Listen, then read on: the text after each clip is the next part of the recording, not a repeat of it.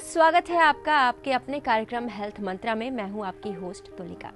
Health मंत्रा में हम बात करते हैं स्वास्थ्य की, स्वास्थ्य से जुड़ी हुई सुविधाओं की। तो चलिए शुरू करते हैं आज का अपना ये सफर। कहते हैं मनुष्य का स्वास्थ्य जलवायु पर काफी निर्भर करता है। पूरी दुनिया के अलग अलग हिस्सों में जलवायु में परिवर्तन भी देखा जाता है। इस परिवर्तन की वजह से मनुष्य के मानसिक और शारीरिक विकास पर असर पड़ता है। जब जब मौसम बदलता है तब तब हमारे शरीर को मौसम के अनुकूल होने में थोड़ा वक्त लगता है। उस समय सावधानी बरतने की खासी जरूरत होती है। तो चलिए आज के अपने सफर में आपको बताते हैं कि सर्दियों में कैसे रखें बीमारियों से खुद को कोसों दूर। मौसम में बदलाव आ गया है। सुबह और शाम होते ही ठंड की मार देखने को मिल रही है। ठंड के दस्तक से एक और जहां हमें चिलचिलाती धूप से राहत मिली है, वहीं ठंड की हल्की मुस्कान से कुछ दिक्कतें भी मिलने लगी हैं। इस मौसम में हमारा सजग रहना बेहद ही जरूरी है। ये जो मौसम चेंज करता है, ये सबसे बड़ा डिसेप्टिव वेदर रहता है। इसमें तरह तरह की बीमारियां हो सकती हैं, सर्दी, खांसी, बुखार से लेके सब कुछ होता है। और पुराने मरीज जिसको दम का फूलने की शिकायत हो, वो भी बढ़ जाता है। तो इस सब पर पूरा ध्यान देना चाहिए। बूढ़े लोग को भी इस सीजन में काफ़ी प्रॉब्लम होता है, बच्चों को भी काफ़ी प्रॉब्लम होता है। ठंड के इस मौसम में कई समस्या का डर लोगों में बना रहता है। थोड़ी सी भी लापरवाही बरतने से हम कई तरह की बीमारियों के चपेट में आ सकते हैं। देखिए, इस मौसम में तो इनफैक्ट इस मौसम में सबसे अधिक सर्दी, खांसी, बुखार, नाक बंद होना, नाक से पानी गिरना, आंख लाल हो जाना, कान में भारीपन, गला में खसखसाहट, इस तरह की बीमारियां काफ़ी आती हैं। लेकिन इसके अलावा एलर्जिक ब्रोंकाइटिस के भी केसेस इसमें काफ़ी आते हैं, जिसमें दम फूलने की तरह होता है और सूखा खांसी भी हो सकता है, कफ भी निकल सकता है। ठंड के इस मौसम में सर्दी, खांसी और बुखार की समस्या मुख्य रूप से देखी जा रही है। सर्दी, खांसी और बुखार की वजह से हम कई दिनों तक प्रभावित हो सकते हैं।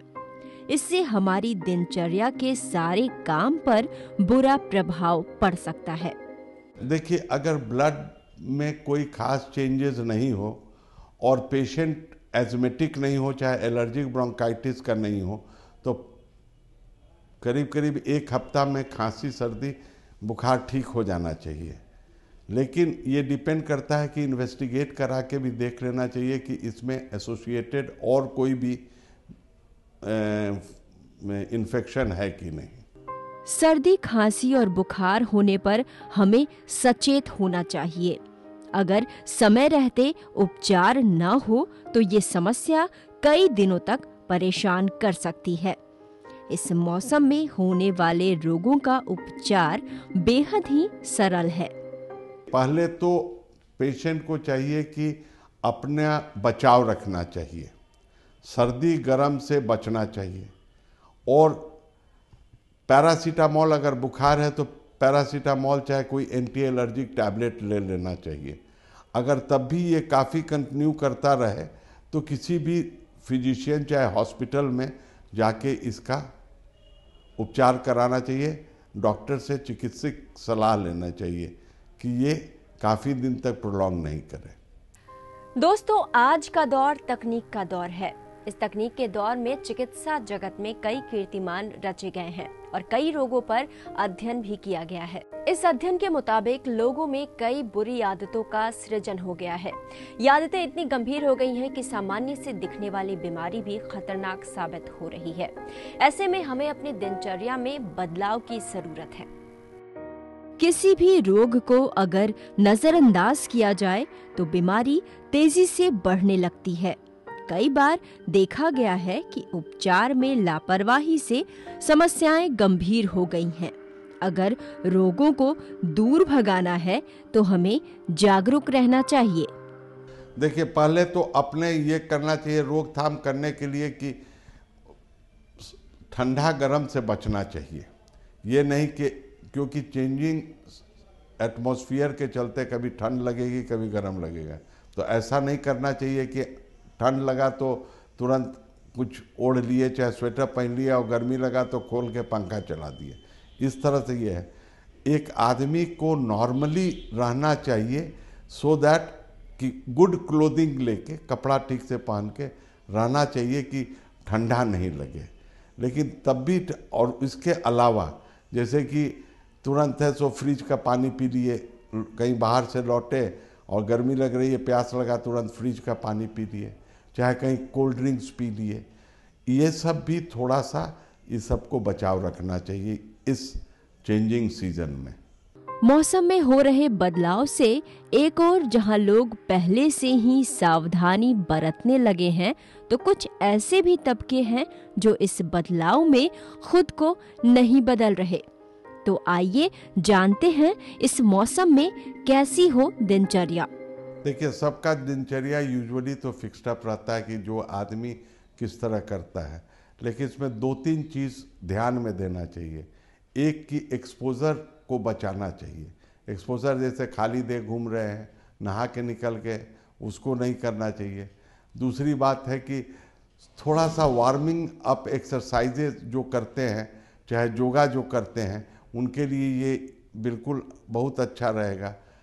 सेकेंडली बात है टाइम पर खाना खाना एंड फ्रूट्स इत्यादि का सेवन जरूर करना चाहिए, क्योंकि इसमें किसी किसी में विटामिन सी मिलता है जो बॉडी रेजिस्टेंस को बढ़ाता है। नींबू खाइए, हरा साग सब्जी खाइए, टाइम पर खाइए। और सेकेंडली बात यह है कि ठंडा खाना मत खाइए, गरम गरम खाना खाइए। और लेफ़्ट ओवर जैसे कि सुबह का रात को खाना है तो उसको आप गरम करके खाइए, ये नहीं कि ठंडा ही खा लिए। उसके बाद है सो सोना भी तो इम्पॉर्टेंट है, समय पर सोना है तो ये दिनचर्या वाला है।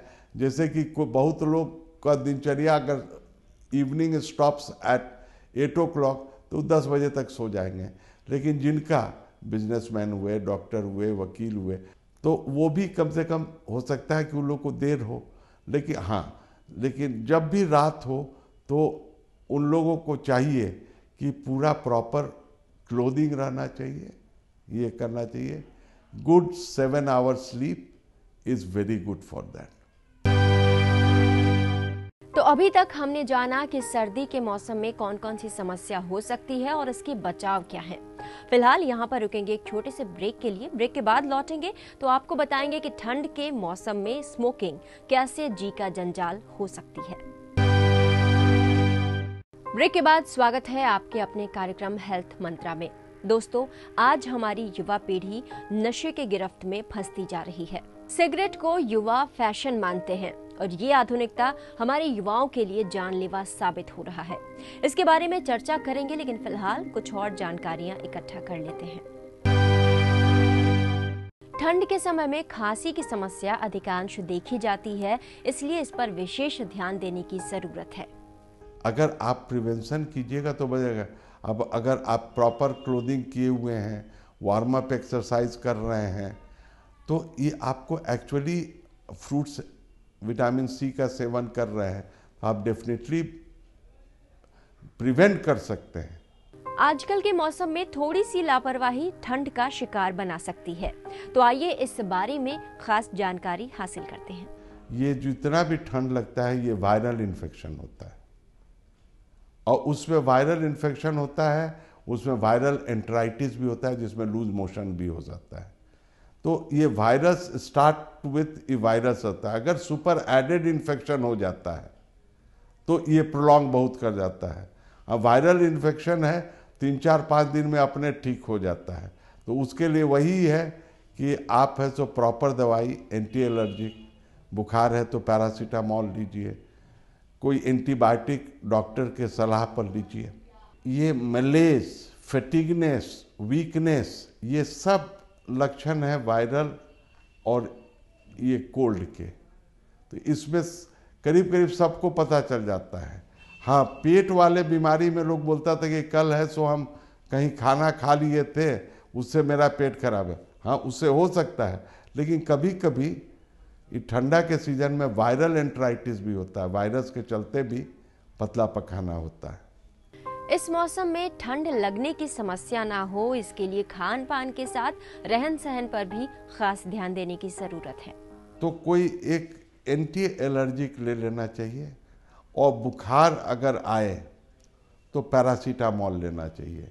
इसको छोड़ के अपने सेल्फ मेडिकेशन किसी पेशेंट को नहीं करना चाहिए। इसके बाद जो एंटीबायोटिक है, ये सब है, ये सब डॉक्टर के सलाह के बाद ही लेना उचित रहता है। इसमें नॉर्मल जो भोजन करते हैं वो गरम खाइए, जैसे कि हुआ मीट, मछली, अंडा जो खाते हैं वो खाएं, फ्रूट्स का सेवन करें। उसके बाद गरम पीने का, जैसे गरम दूध हुआ, गरम चाय हुआ, ये सब पीने हैं वो भी ले। और उसके बाद उसके अलावा उन लोग को हाई कैलोरी डाइट लेना चाहिए। हाई कैलोरी डाइट जैसे कि सोते समय गरम दूध पी लिए, सुबह में निकलते समय गरम दूध पी लिए, इससे बॉडी रेजिस्टेंट बनता है। और जो नॉन वेज वाले हैं वो मीट, मछली, अंडा खाएं। सर्द मौसम बुजुर्गों के लिए काफी परेशानियां लेकर आती हैं, तो अगर ठंड का मौसम आ रहा है तो हम अपने बुजुर्गों का किस तरीके से ख्याल रख सकते हैं, आपको बताते हैं। देखिए, बुजुर्ग व्यक्ति को ख्याल रखने के लिए तो सबसे बड़ी चीज है कि उन लोग को थोड़ा सा ऐसा नहीं कि ठंडा गरम करे, खटिया में चद्दर ओढ़ के सोए हुए हैं, उसके बाद निकल के तुरंत है सो खड़े हो गए, बाहर हवा में चले गए। अगर जाना भी है तो प्रॉपर क्लोथिंग के साथ जाना चाहिए। सेकंड की खान पान में थोड़ा सा पौष्टिक चीज़ खाना चाहिए, गर्म चीज़ खाना चाहिए। एंड वॉकिंग अगर हो सके तो वो करें, उससे सर्कुलेशन बेटर होता है और वार्मिंग अप चीज़ होती है। ये बहुत इम्पॉर्टेंट है बूढ़ों के लिए, क्योंकि यूजुअली बूढ़ों लोग को ठंडा में जोड़ का भी दर्द थोड़ा थोड़ा होता है।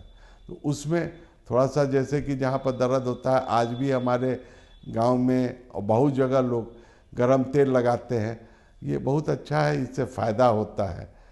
ठंड के मौसम में अक्सर लोग अधिक चाय का सेवन करते हैं। कई लोगों का मानना है कि अधिक चाय के सेवन से कई परेशानियां हो सकती हैं। तो आइए आपको बताते हैं कि इस बारे में विशेषज्ञों का क्या कहना है। चाय पीने से गैस्ट्राइटिस भी होता है, भूख भी मरता है, और भूख मरेगा तो न्यूट्रिशन कम होगा, तो हाई कैलोरी डाइट आप नहीं ले सकेंगे, इससे आपका वार्मिंग अप नहीं बेटर होगा। धूम्रपान का सेवन करने वाले लोग कई गंभीर रोगों को जन्म देते हैं। धूम्रपान से न सिर्फ हमारे लंग्स को क्षति पहुंचता है, बल्कि ठंड के मौसम में धूम्रपान कई समस्याओं को भी जन्म देता है। सबसे बड़ी चीज़ है कि खांसी होगा तो थोड़ा सा उनको ब्रोंकोस्पाज्म भी रहता है, इससे दम फूलने का अधिक चांसेस रहता है। सेकेंड बात है कि उन लोगों को स्मोकर्स कफ जो कहलाता है, जाड़ा के दिनों में यूजुअली अधिक होता है। तो उसके लिए तो यही है कि स्मोकिंग कर्टेल कीजिए, चाहे छोड़ दीजिए। तो ठंड एक तरफ जहां हमारे आंतरिक भाग को प्रभावित करता है, वहीं ठंड का असर हमारे त्वचा पर भी पड़ता है। तो आइए आपको बताते हैं कि कैसे ठंड में आप अपने त्वचा को सुरक्षित रखें। ठंड में सब चीज़ सिकुड़ जाता है, चमड़ा भी सिकुड़ जाता है, तो इसलिए उसमें सबसे बड़ी चीज़ होती है कि फटने का सीजन ये बहुत होता है। जैसे कि ओठ फट गया, चेहरा पर फट गया, पैर फट गया, इसलिए प्रॉपर उसमें लुब्रिकेशन टाइप का चीज़, जैसे कि कोई भी हो, सबसे अच्छा है वेसलीन लगाइए, चाहे ग्लिसरीन लगाइए, ये सब लगाते रहना चाहिए। और गांव इत्यादि है तो तेल इत्यादि लगाइए, सो दैट कि प्रॉपर मसाज से सर्कुलेशन बेटर होगा, तो श्रिंकेज नहीं होगा, फटेगा भी नहीं। तो अभी आपको हमने बताया कि ठंड के मौसम में किस तरीके की समस्याएं आपको हो सकती हैं और कैसे आप उन समस्याओं से खुद को बचा भी सकते हैं। फिलहाल वक्त हो गया एक छोटे से ब्रेक का, लेकिन ब्रेक के बाद लौटेंगे तो आपको बताएंगे health tips of the week. Break के बाद आपका स्वागत है आपके अपने कार्यक्रम हेल्थ मंत्रा में। अब इस सेगमेंट में हम बात करेंगे health tips of the week की, जहां पर हम आपको बताएंगे कि सर्दियों में नवजात शिशु की कैसे करें रक्षा। सर्दी के मौसम में नवजात शिशुओं को किस तरीके से हम रोगों से मुक्त रख सकते हैं, आपको बताते हैं। जब बच्चा पैदा होता है तो डिलीवरी रूम बच्चे का गर्म होना चाहिए, ठंडा नहीं होना चाहिए। यानी इतना गर्म होना चाहिए कि जो बड़े लोग हैं उनको लगे कि पंखा अच्छा लगे, चला दे तो अच्छा रहे, ऐसा गर्म रहे। अराउंड 30 डिग्री टेम्परेचर उसका रहना चाहिए। इससे होगा क्या कि बच्चे को जो हम लोग कहते हैं कि उसका जो तापमान है वो शरीर का वो कम ना हो जाए, जिसको हम लोग बोलते हैं हाइपोथर्मिया। तो हाइपोथर्मिया से बचाव के लिए जहाँ पर डिलीवरी रूम है उसका टेम्परेचर थोड़ा गर्म रहना चाहिए। मोटा मोटी तौर पर हम लोग ये मानते हैं कि अबाउट 30 डिग्री टेम्परेचर मिनिमम रहना चाहिए। इससे हाइपोथर्मिया नहीं होगा, और नहीं होगा तो बच्चे को हाइपोथर्मिया के कारण जो भी बीमारियां होती हैं, क्योंकि हाइपोथर्मिया यानी बच्चा अगर ठंडा पड़ गया तो उसके सारे मेटाबॉलिक क्रिया उसकी गड़बड़ा जाती हैं, तो बच्चे का सर्वाइवल डाउटफुल हो जाता है। इस मौसम में नवजात शिशुओं की देखरेख में थोड़ी सी लापरवाही करने से वो कई रोगों की चपेट में आ सकते हैं। सर्दी के मौसम में ज़्यादा कर करके जो बच्चे को होता है, सांस से संबंधित उसको बीमारी हो सकती है। खांसी हो सकती है, फेफड़े में सूजन आ सकती है, कफ जमा हो सकता है, या फिर हम कहेंगे हाइपोथर्मिया हो सकता है, या बुखार भी, इन्फेक्शन गया तो बुखार भी हो सकता है।